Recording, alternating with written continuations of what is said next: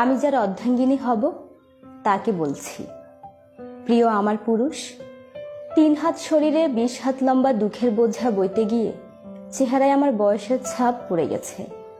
দামি সানস্ক্রিন ক্রিমের অভাবে মুখে সানস্পট দেখা যায়। চোখ যুগলে আকর্ষণীয় ঘন কালো ব্রু নেই। আপনি কখনো আমার দিকে চেয়ে বলতে পারবেন না, পৃথিবীর সবচেয়ে সুন্দরী নারী আপনার অর্ধাঙ্গিনী।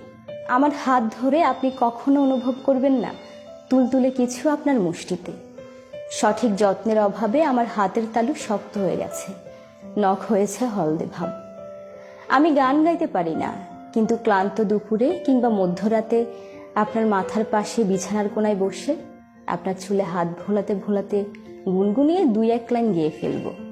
জানেন, আমি বড্ড অভিমানী, আমার মুড সুইং হয় ঘন ঘন।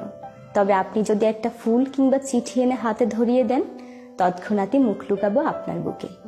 আচ্ছা, আমার বেশি বেশি অভিমানে আপনি কি আমাকে তাচ্ছিল্য করে কথা বলবেন, নাকি সব মানিয়ে নেবেন? সব পুরুষের মতো আপনিও হয়তো আশা করেন আপনার ঘরের রানী হবে স্লিম ফিগারের, উজ্জ্বল বর্ণের, ঘন কালো চুলের রমণী। কিন্তু সংসার সামলিয়ে নিজেকে আর সময় দিতে না পারাতে আমার অসুন্দর চেহারা আর উস্কো খুস্কো চুল দেখে আপনি কি ঘৃণায় কোনো রূপবতী খোঁজ করবেন, নাকি এই আমিটার পাশে সারা জীবন থেকে যাবেন?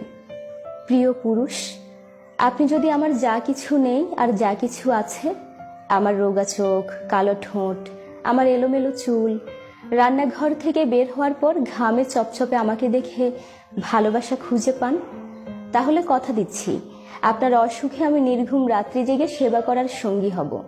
আপনার পকেট খালির দিনে সংসারের খরচটা আমি ম্যানেজ করে নিব। বৃদ্ধ বয়সে চশমাটা এগিয়ে দিব।